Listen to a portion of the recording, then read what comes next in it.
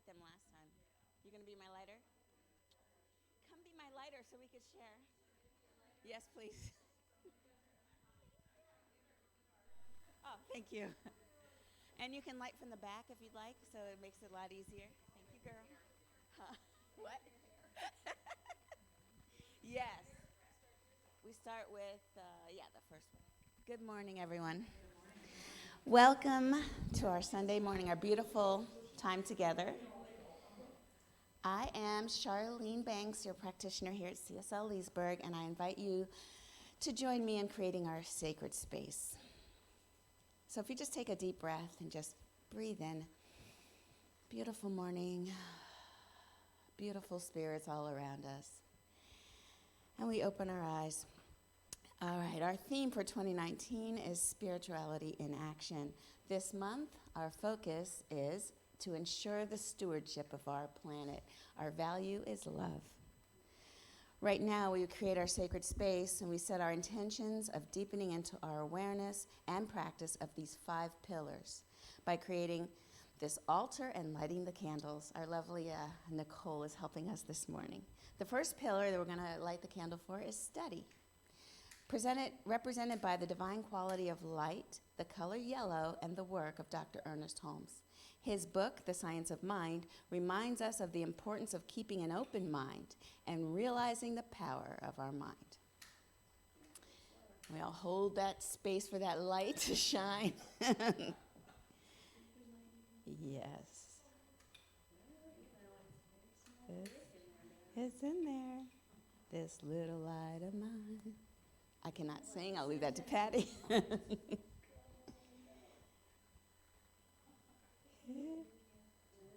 We probably do. The little wick has been over.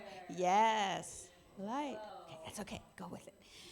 The next pillar is prayer, represented by the divine quality of power, the healing color green, and the symbol of Ganesha, the Hindu god of remover of obstacles. We light this candle to remind us of the power of prayer in our lives.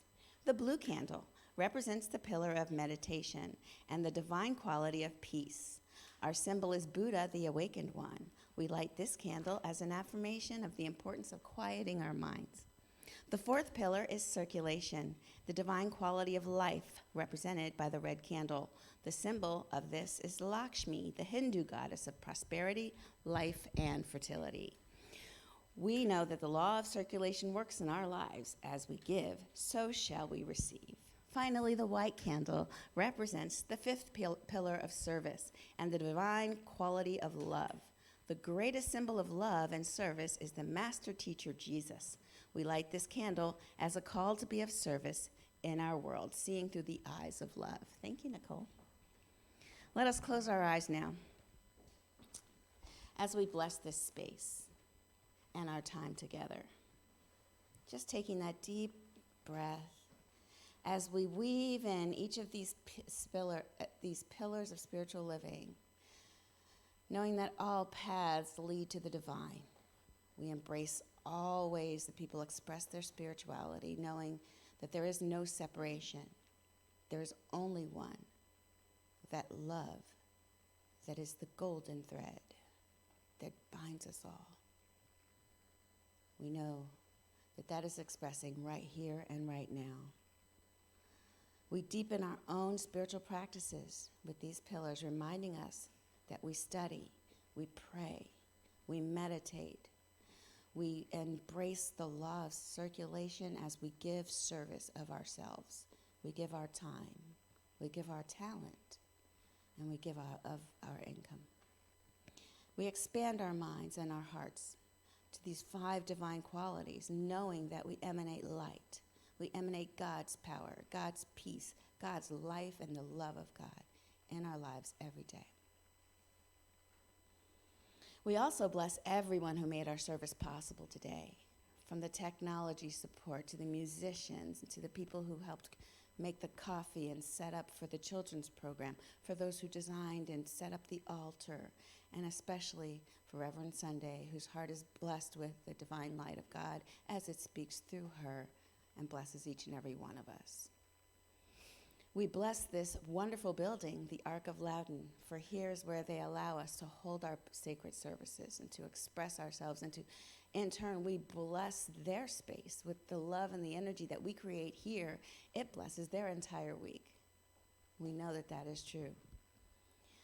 While we are in this space of blessings, I invite you to open your eyes and just, if you'd like to open up and give us any request for prayer that you'd like to speak into this sacred space, or any sense of gratitude, if you would like to speak us a thankful thought that you have right here and right now, I'm open.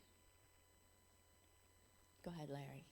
Yeah, my brother's surgery is moved tomorrow, Hmm, and so just open in prayer. great. At celebration, we got a wonderful family reunion yesterday. Oh, good. So Nice. branches were, The branches were reaching out. yeah.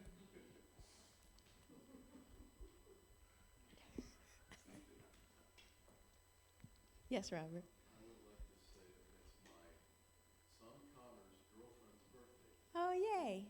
So She's such a sweet girl. Connor has her down there with her at her place and celebrating that. That's wonderful. Good for Lexi. Karen. Hi. Hello. Two things. I've had my third interview with a company that I really want to work for, so I'll take any prayers that this happens sooner rather than later. Mm-hmm. But it's going very slow. I guess I do have three actually. Second, I have a conference that I'm hosting at the Federal Club in Tyson's called Overseas Federal Contractors. So hopefully that goes up. And then my daughter is in Hong Kong, Mm. and she's studying there for the year. And she was out with three friends, and the fourth friend got swept up in the protests. And she made it home, but it was something happened, and she can't tell me because she knows that after going through customs, her phone is mic'd. Mm. They're tracking her. Mm-hmm. So just to send along. Mm-hmm. Absolutely. All right, and let's go into that space. Knowing that there's only one presence, one power, one God, one life, and that is happening right here and right now. There's no separation. There's only oneness. And in this awareness that we are one with God, we embrace all the qualities of God that we can open up to, that we can express more of, and that is that God's love and that God's peace, God's wholeness. And in this sense of wholeness, I speak my word for Larry's brother, that I know that all is well, that I see Larry just so comfortable knowing that the doctors and the surgeons and all of the people involved in his brother's care are hands of God. And I know that all works well in that arena. I celebrate also with Larry that wonderful feeling generated when you get together with your family and everything is just amplified. All the gratitude is amplified for that. I speak my word for Lexi, knowing that her birthday is going just the way of the divine, and that all things work together for her good, and that the family surrounds her, that Connor and Trayson and everyone else are holding up this beautiful little spirit that we all met and that we all just love to death. And so I also speak my word for Karen, that I know that she is in the right place and at the right time. And I speak my word that God is blessing Karen through all of the things that are happening in her life, as well as these interviews and the processes of putting on events that other people will be so fed from. I know that God's hand is right there in abundance, blessing her, because God's hand is right here amongst all of us. It is us, God acting as us, through us. And it reaches all the way around the world to where her daughter is staying and is studying, and that she is embraced by God's love. Because we just know that that is true, and when we put our attention on the truth, anything unlike it has no choice but to flee because it is false. So I thank God. I thank life for just expressing itself through us, as us, and I get excited about what we're about to hear from Reverend Sunday. I simply release my word into the law, knowing that it is already done, and so it is. Amen. And we have now our house band. Just kidding. Put it out there, y'all.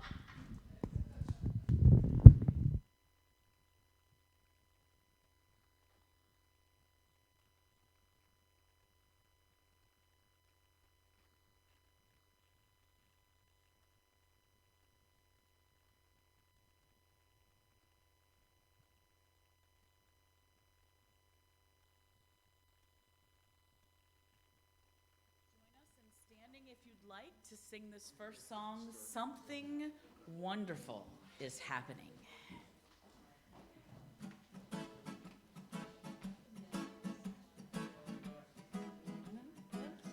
There we go.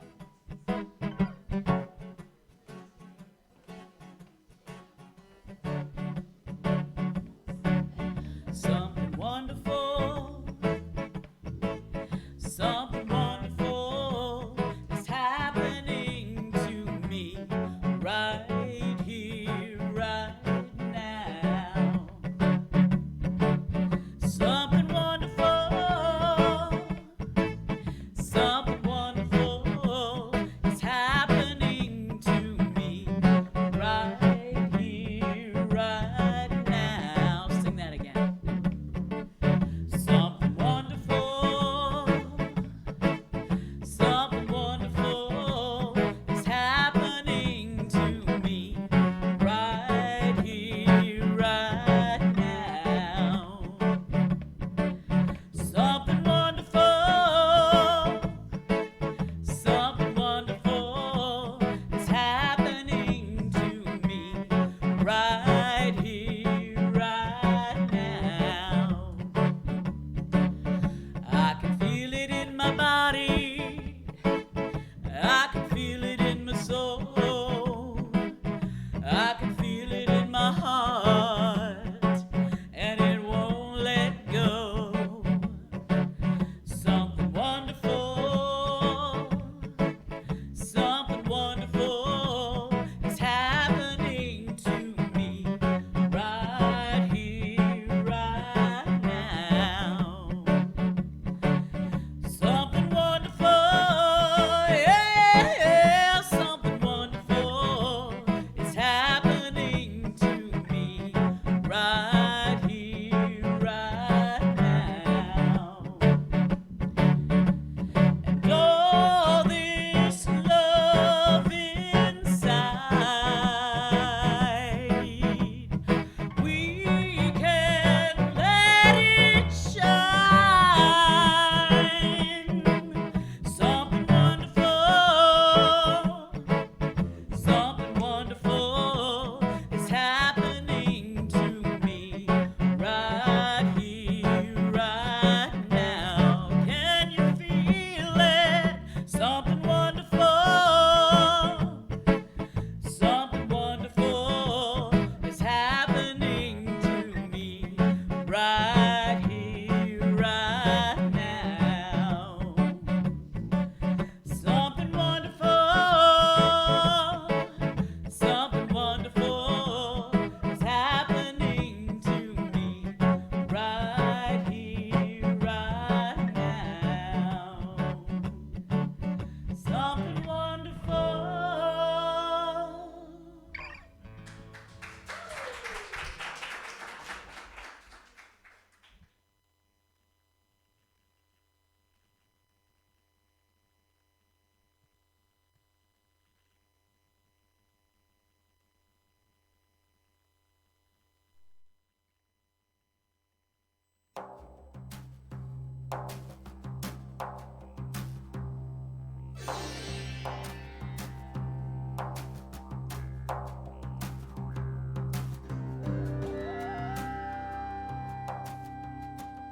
It is my belief that we are part of a movement that is greater and deeper and broader than we ourselves know or can know.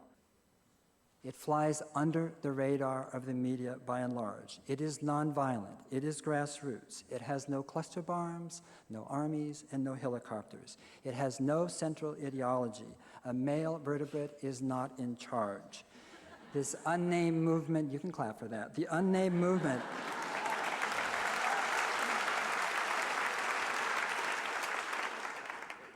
is the most diverse movement the world has ever seen. The very word movement, I think, is too small to describe it. No one started its worldview. No one is in charge of it. There is no orthodoxy. It is global, classless, unquenchable, and tireless. The shared understanding is arising spontaneously from different economic sectors, cultures, regions, and cohorts. It is growing and spreading worldwide, with no exception. It has many roots, but primarily the origins are indigenous culture, the environment, and social justice movements. Those three sectors and their subsectors are intertwining, morphing, enlarging. This is no longer or simply about resources or infractions or injustice. This is fundamentally a civil rights movement, a human rights movement. This is a democracy movement. It is the coming world.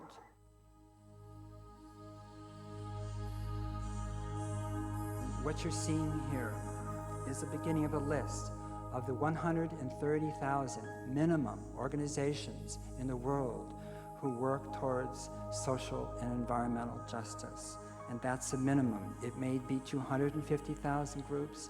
It may be 500,000 groups. Read these names. They're unfamiliar to you, most of them, I'm sure, right? They are. We do not know how big this movement is.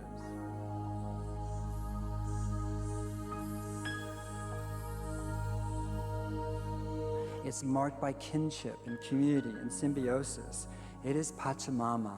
It's Mama, right? It's the earth talking back, waking up, you know? What you see is your kin on that screen, you know? And to give you a sense of how big this movement is, if I had started this tape on Friday morning at 9 a.m. when this conference began, and if we sat here all day Friday, all night Friday, all day Saturday, all night Saturday, all day Sunday, all night tonight, and all day Monday, we still would not have seen the names of all the groups in the world who we are.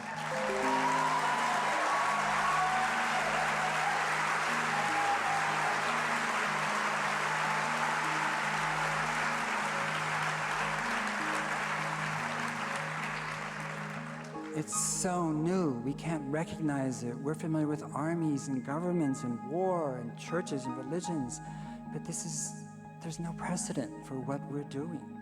What you're creating is completely unknown. It is everywhere.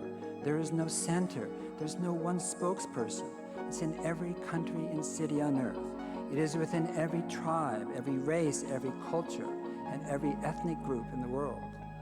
This is the first time on earth that a powerful, non-ideological movement has arisen. And during the span of the 20th century, big ideologies were worshipped like religion. They dominated our beliefs. This is to speed it up so you don't have to stay here until Monday night. But ideologies dominate us: capitalism, socialism, communism, right?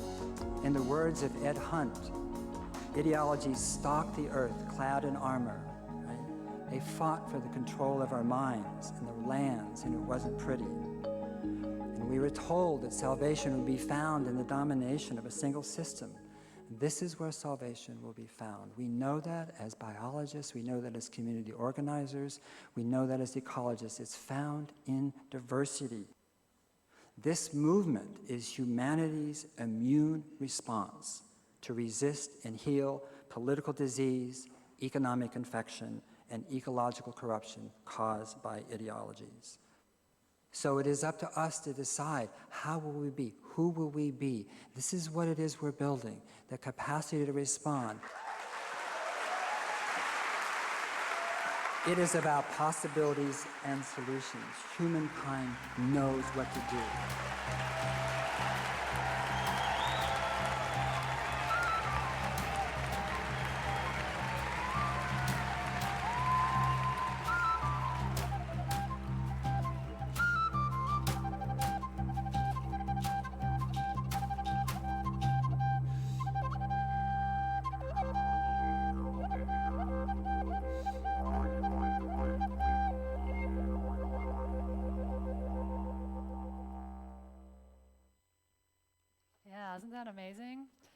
that was, he filmed that, I think, in 2007, so it's been over 10 years, so there's quite a bit more going on. And I actually mentioned that video last Sunday, and then it showed up kind of in my notes this week. I was like, oh, there it is. Because when sometimes when I get kind of frustrated or when I think, nothing's happening, I visualize that all those names going over and over and just thinking. And Paul Hawken talks about how he came to that. He went and looked at nonprofit organizations, and he went through a whole process of trying to figure out all the different people and organizations that were working towards health and social justice and environmental, and how all these little acts add up, and they all benefit each other. So when we work for health and education for young girls in another country, that affects the environment, and that it all affects everything. So every time we're kind, or we save a species, or we change some way that we act, that has a domino effect and an expanded effect. And so as I've been talking this whole month about that. Based from a quantum physics perspective, about how all those little acts really add up and affect, and it's not just someone's doing something over here, but all of those things come together and creating what Paul Hawken talks about is this movement that we're all. He found that interconnectedness of this movement that we're all a part of. And everything that we do, this moment right now, he talked about indigenous people and social and environmental justice, but spiritual communities, our spiritual community, that every time we come together and we learn and we practice and we pray together and we choose new habits and we choose new ways to be, that is part of this movement. This is part of this huge act to save our environment, our planet, each other, love. So that's what we're talking about this whole month, about ensuring the stewardship of our planet, and that this value is love. So last week I talked about love as a noun, really, right? That it's this energy that moves through all things, that is a part of, as Dr. Holmes says, love is the eternal flame of the universe, nay, the very fire itself. It is written that God is love, and that we are God's express likeness and the image of the eternal being. Love is self-givingness through creation, the impartation of the divine through the human. So this is this energy, this essence that is the foundation of all that we teach and talk about in here in our movement. But love is also a verb. That's what we're talking about today, love in action. When we take that energy and we move it out into the world, Dr. Holmes says it would be difficult, if not impossible, to find any situation, condition, or relationship which does not react to the creative and healing power of love. And love, Tolstoy wrote a letter to Gandhi and said, love is the only way to rescue humanity from all ills. It's a force, it's a powerful force. And of course, Gandhi was a wonderful example of this love energy. And he had millions of followers, and of course, made a huge change in his country from this process of love. And he said he could have used this adoration, for the sake of power, but he relied upon what he called the love force. The love force. He said, I have no weapon against my enemies except love. A British statesman who knew Gandhi said, may the whole world learn from Gandhi's life something of fundamental value, that it is idle to try to save ourselves from destruction by the use of force when our greatest weapon is the supreme and redeeming power of love. So this isn't just a little airy-fairy thing that we talk about. This is a powerful force. And we know that the power of love in action can be very powerful with our thoughts, with our beliefs, with the emotion around it. I love the work of David Hawkins, who wrote the book Power versus Force, and he's written several other things. And he did a lot of study around the energetics of emotions and thoughts and the vibration, the frequency. And he said every act, thought, and choice adds to a permanent mosaic. Our decisions ripple through the universe of consciousness to affect the lives of all. This, which may once have seemed a metaphysical statement, is now an established as a scientific fact. That there is energy in our thoughts and the frequency of our emotions, and that there's a scale of consciousness. So there's a lower sense of consciousness in shame and guilt and apathy and grief and anger and pride. And then once we start moving ourselves out of some of these emotions, there's willingness and acceptance and reason and love and joy and forgiveness. And these emotions can affect and change our world. Dr. Hawkins says, I always love this, I've shared this with you before, but I love this idea that he said, a loving thought is 10 to the 715 million times more strong, more powerful than a fearful one. So one thought of love, one expression, emotion of love can neutralize, balance out, move through this idea, this fearfulness. And so what I have to say at this point is that, we're not talking about just everyday emotions. We're not talking about bypassing the need to move through and heal and, feel anger or sadness in our everyday life or, have to feel grief or any of that. We're not talking about that at all. We have to let those emotions move through us in order to express. But it's a different thing when we talk about the consciousness of love. That even when we're moving through our pain and our hurt and our guilt and our shame, when we hold that from a place of love, of honoring, of that energy, that love force, it changes our experience of even those emotions that we might think are challenging. And so there's this creative power that we can have a choice. Do we choose to experience and to express out in the world from a place of this frequency and consciousness of love, or do we choose to move out in the world in a frequency of fear and separation? David Hawkins says the difference between a loving thought and a fearful thought is so enormous as to be beyond the capacity of the human imagination to easily comprehend.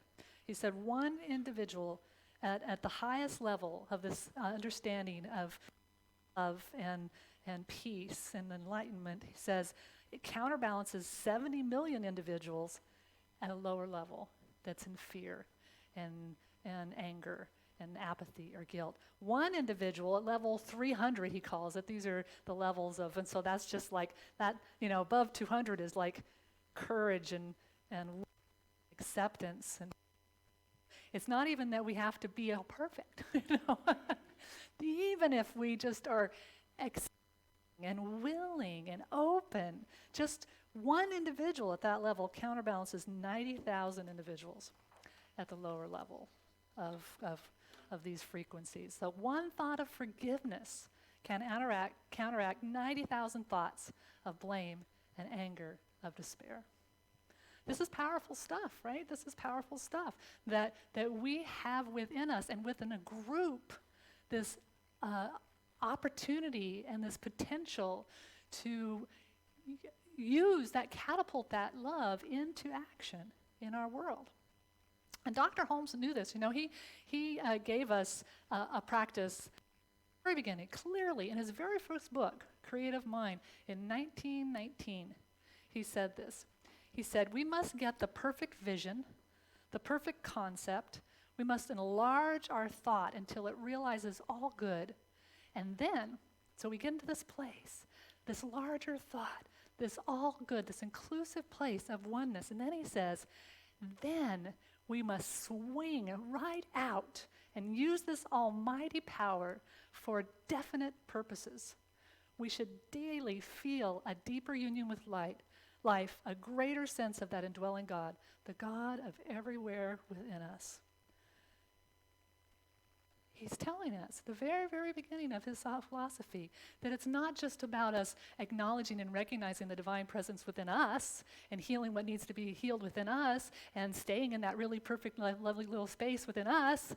He's saying, no, once you get to that place, once you connect with that divine presence, then you got to swing it out into the world. You got to open it up. You got to be love in action. You've got to take action. You have to understand and have clarity. Use this almighty power for definite purposes.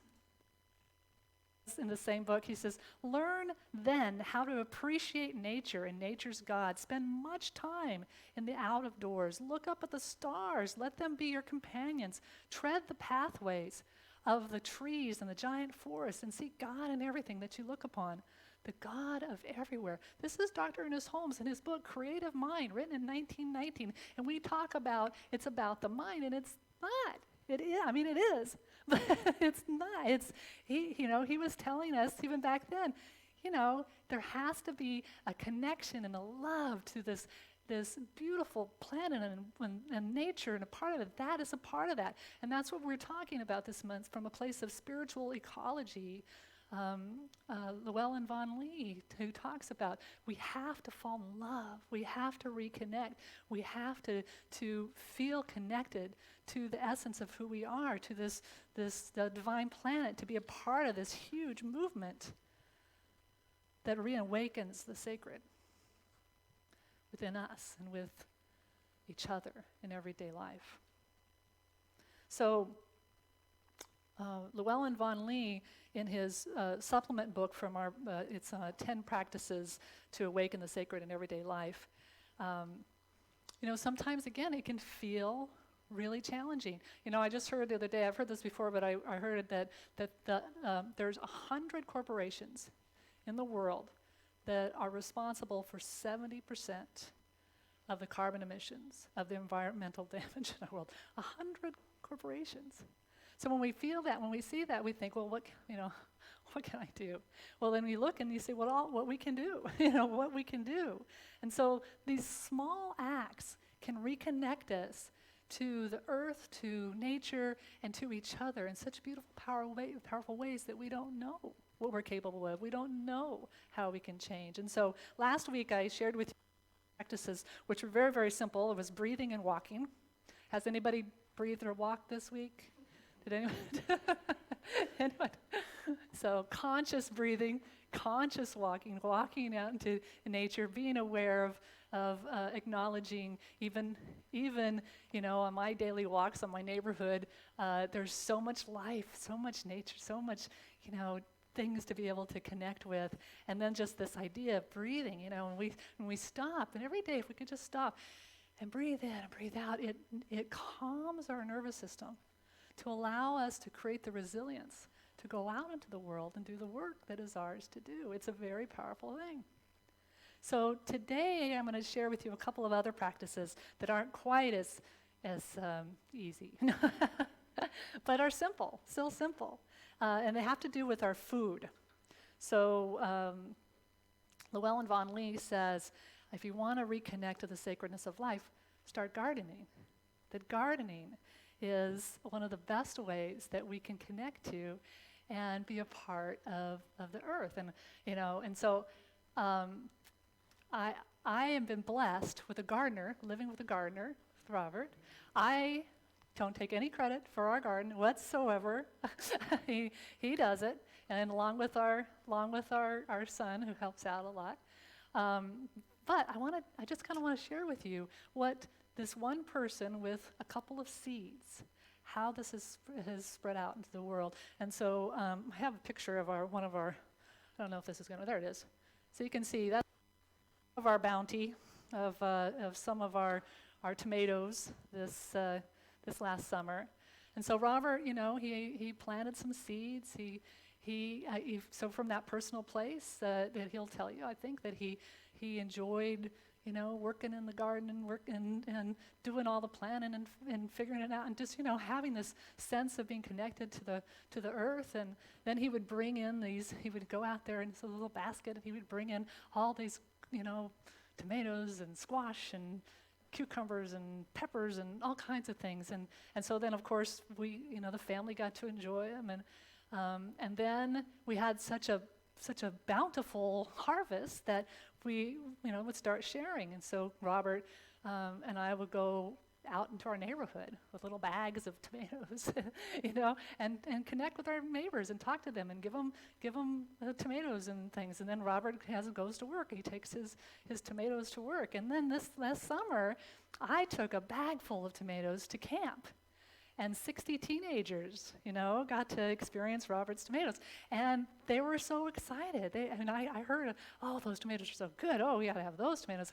And, and they look different from the other tomatoes. And, there's a whole conversation about tomatoes. And then we had so much more that we decided to make spaghetti sauce. And so Robert and I and Trayson got together and we figured out how we were going to make tomato sauce, and we all got in our assembly line and we all did our thing and we all talked about it and we connected, and then we had other conversations with like Patty about how do you do it, and so we connected there, and so and then we served our spaghetti sauce to a couple more people that hadn't helped us but were there, and so we started thinking about it, this like a seed affected, personally, like 100 people. And now affecting more, people online in this room. And this idea of how that simple thing can connect us in deep ways. And then we can see the changing of the seasons and how it works. And I even think the little rabbit that comes into our yard is part of that. And our dog, Katie, loves to try to chase that rabbit. So even our dog and the rabbit and the bees and just this whole thing out of this one decision to plant a couple of seeds. So it's a powerful way. Now, I probably have not convinced everybody in here to garden. However, we can also support other people who garden. We belong to a farm share.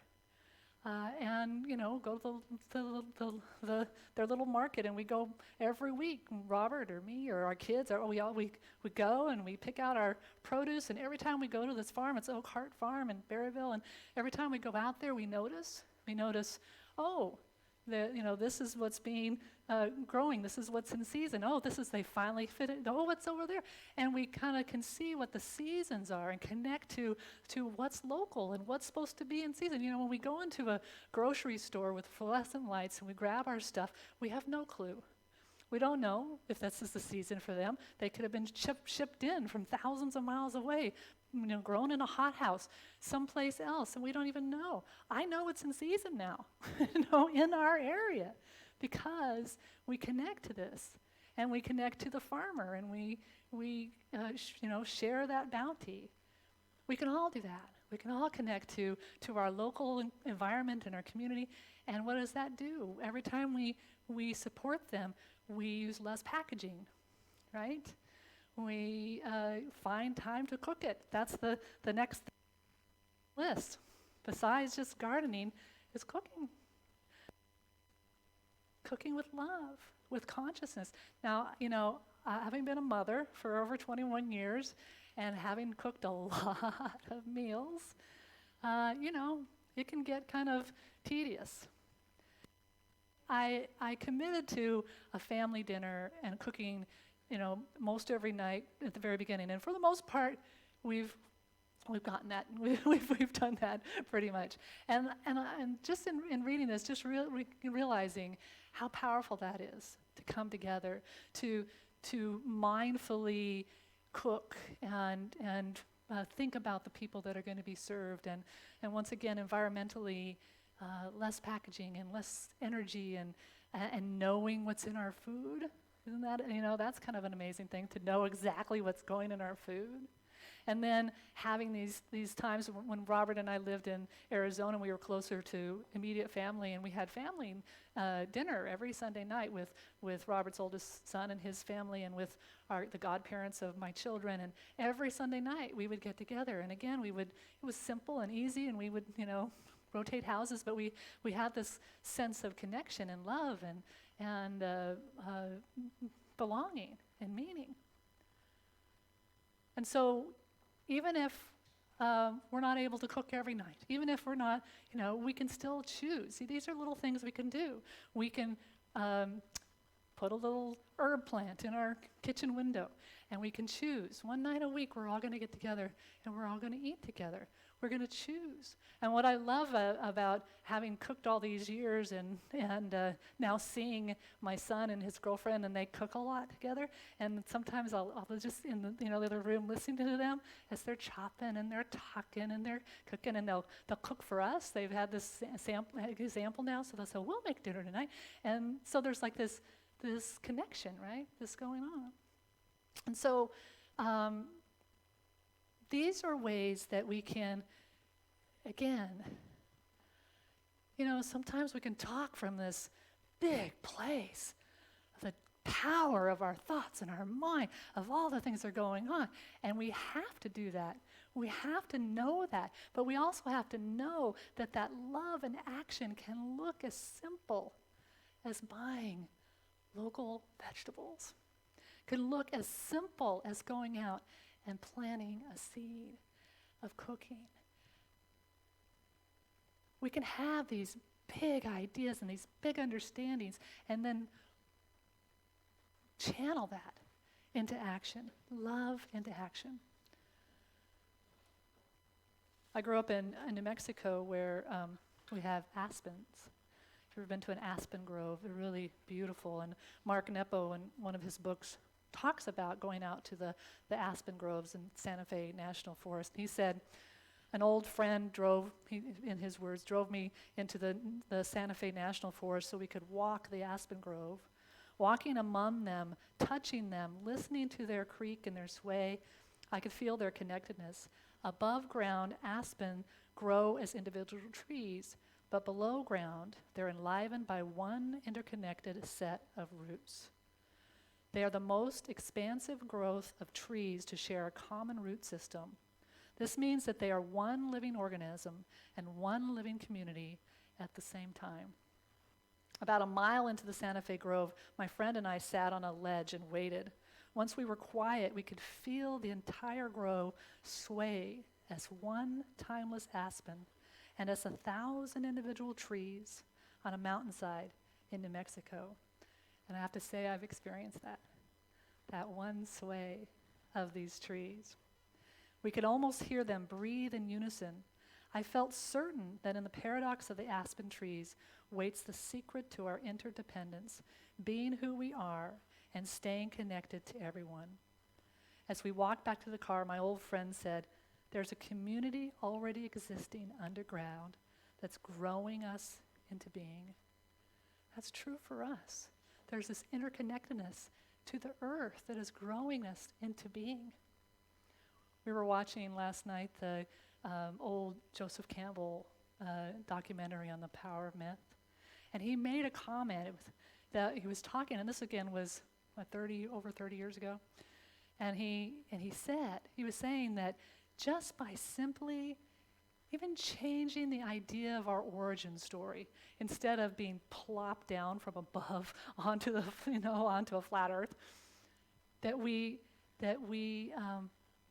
arise from the very earth. We arise out of the earth and our expression of it. So this is our this whole month we're talking about how is it that we acknowledge that interconnected beingness. How do we acknowledge this grand value of love, and how is it that we can act in the world in order to feel this connection? So we're going to do that in our prayer time. And if you weren't here last week, I introduced an affirmation. Blake, can you change that for me? So my clipper's not working. This is adapted from Emile Couillet. He has it in first person, day by day, in every way. I am getting better and better. And we talked about this idea that if we're all interconnected, if we all know that we're a part of it, then if we can see that we are getting better and better, that every day in every way, in all kinds of ways, we are getting better and better, so that when we go out in the world and we get frustrated and we see people doing stupid things, and we just say that day by day in every way, we are We are getting better and better. And I've actually, I had suggested if anybody wanted to start doing it 20 times, 3 times a day, and I've been doing that. And I've actually been doing both of them. I've been doing I'm getting better and also we're getting better. And it's kind of true. It's so we're gonna do our meditation, and then at some point I'm gonna ask you we're gonna say this out loud 20 times together. So you can take it in or you can peek at it if you need to. So let's just close our eyes real quickly. Taking a nice deep breath. And you can join us if you're watching us online. You can join us as well. And let's just take a nice deep breath in, and as we breathe it out, just breathe it out into our heart space, just down into the physical body.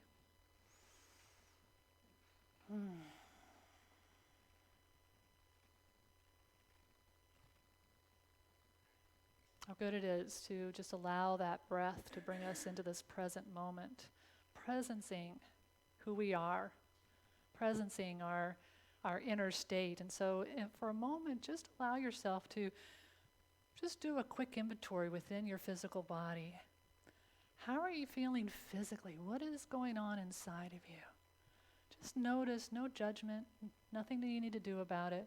Just allow yourself to connect to that beautiful physical container that houses your divine essence.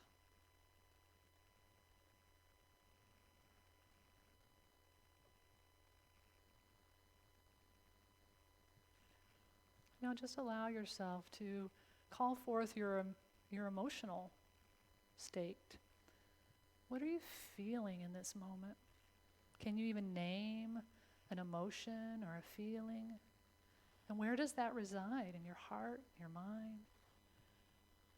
Just allow yourself to name whatever emotion you might be feeling in this very moment. Again, no judgment, nothing that you need to do, just presencing yourself to whatever emotion it is.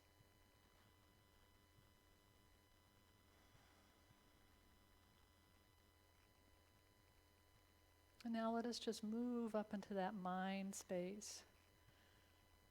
What is your mental atmosphere right now? How does your brain feel? Is it relaxed? Is it tense? What are the thoughts? What are you thinking at this moment?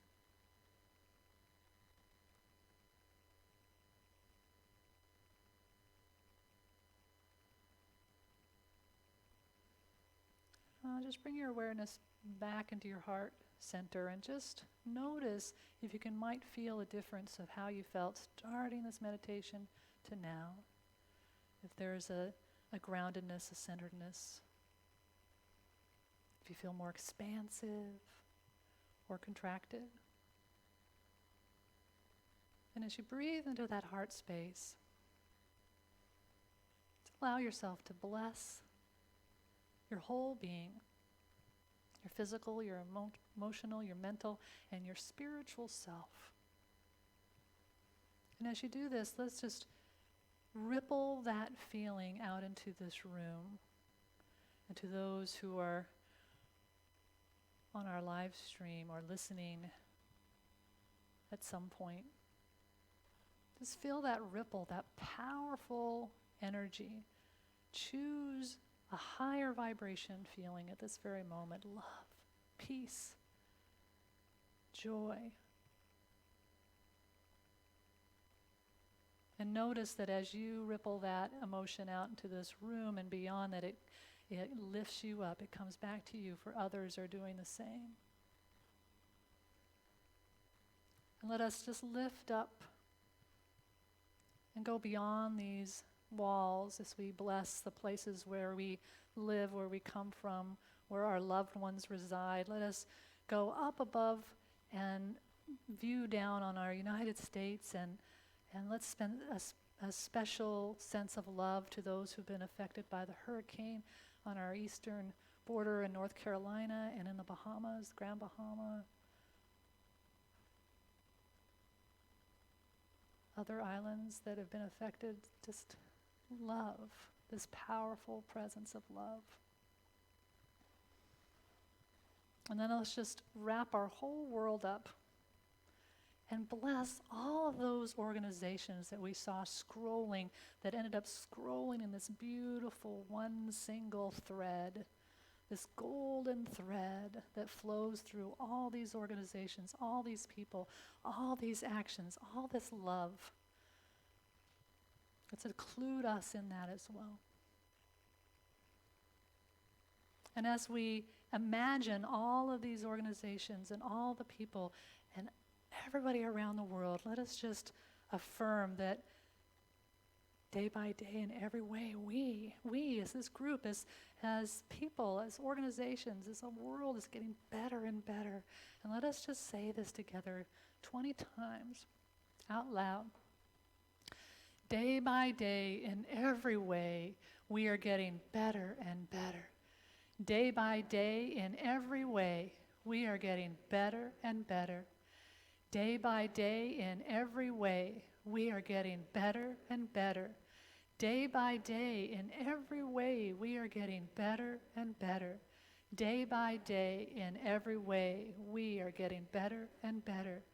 Day by day, in every way, we are getting better and better.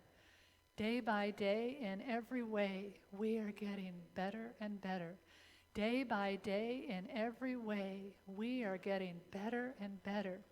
Day by day, in every way, we are getting better and better. Day by day, in every way, we are getting better and better.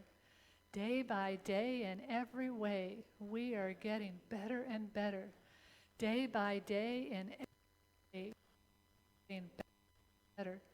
Day by day, in every way, we are getting better and better. Day by day, in every way, we are getting better and better. Day by day, in every way, we are getting better and better. Day by day, in every way, we are getting better and better. Day by day, in every way, we are getting better and better. Day by day, in every way, we are getting better and better. Day by day, in every way, we are getting better and better. Day by day, in every way, we are getting better and better. And just take a breath. And once again, feel that energy, the power of us coming together and speaking words of clarity and of hope and of wisdom and of knowing. Let us just bring our awareness back into this room, breathing down into our feet, grounding into that earth, connecting to that interconnected root system that we all have.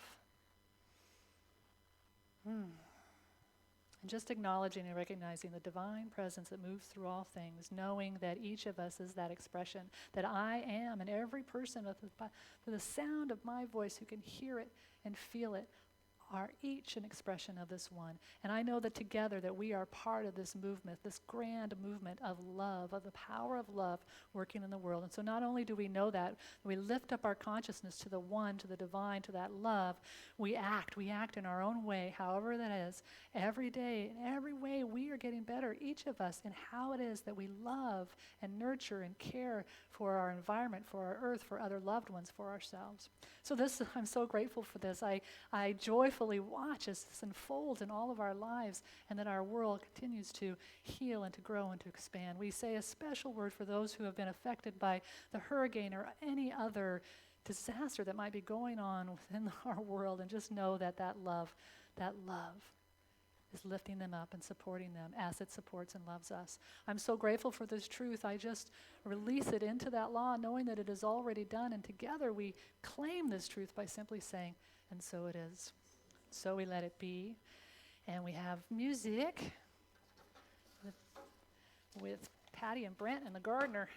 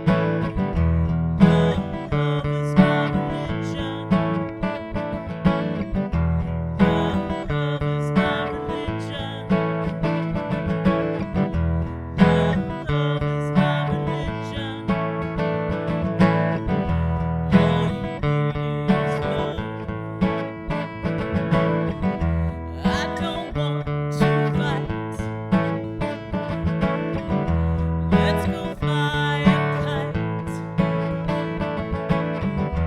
There's nothing we can't cure. I'll keep you in my arms for sure. So don't let nobody stop us. Free spirits have to soar. With you I'll share this gift, the gift that we all know. Love is my religion. Love is my religion. Love is my religion. All you need is love. Love is my religion. Yeah, yeah, yeah. Love is my religion. Love is my religion. All you need is love. All you need is love.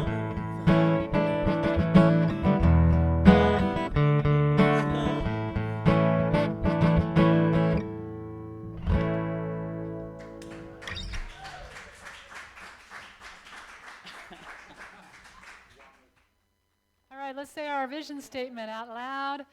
To awaken our inherent oneness with divine source, our planet, and each other, and then act knowing that oneness matters. So it is. And so we have our affirmation. This is our time of our sharing of our gifts. So whatever it is that we're sharing today, and we're grateful for those who give automatically and those who are sharing today, and our kids are going to be coming in a second. So let us just say out loud, Divine Source blesses all that I am, all that I have, all that I give, and all that I receive.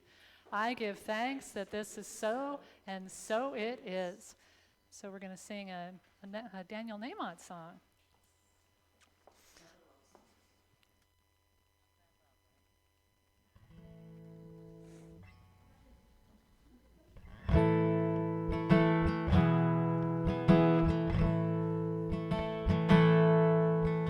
Love is my decision.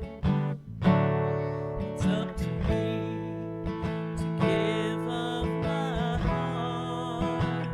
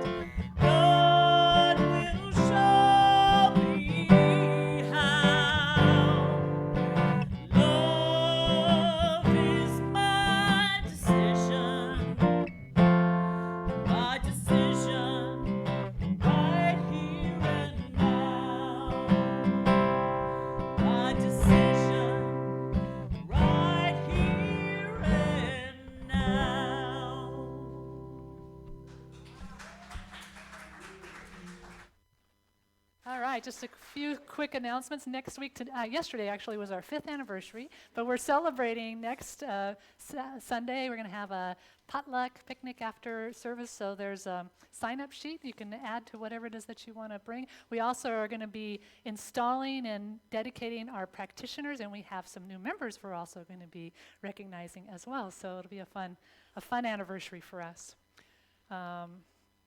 Like today, lunch bunch, so hopefully come share that meal with us today at Wegmans. We're going to be there. And what else? Pearls. All right, so, and we have our kids back, so we thank Larry and Charlene for the kids. And so if you all have pearls, this is your time as well to share what might have came up for you. So what are we taking home today in the way of pearls?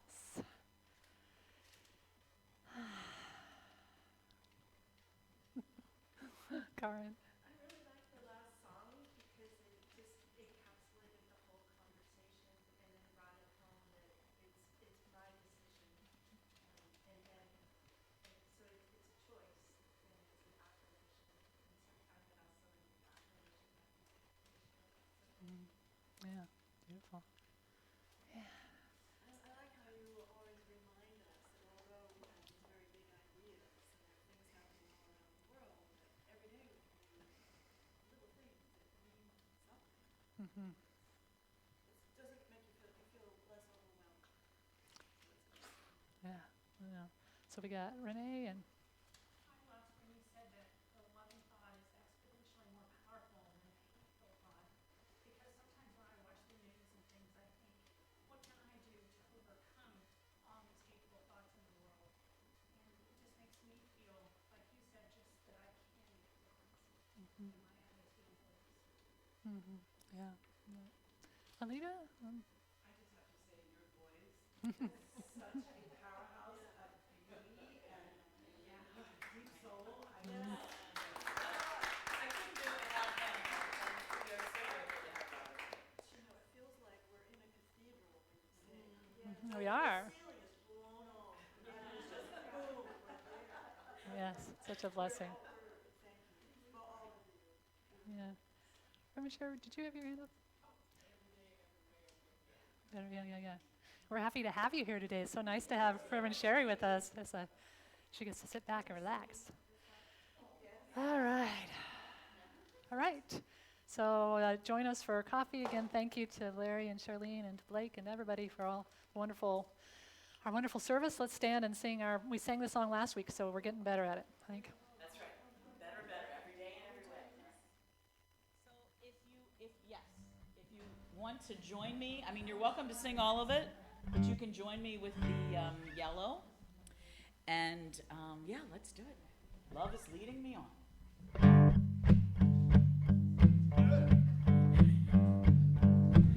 Love is leading me on. Love is leading me on. My troubles fade and my heart is strong, and love is leading me on. And when my day feels like an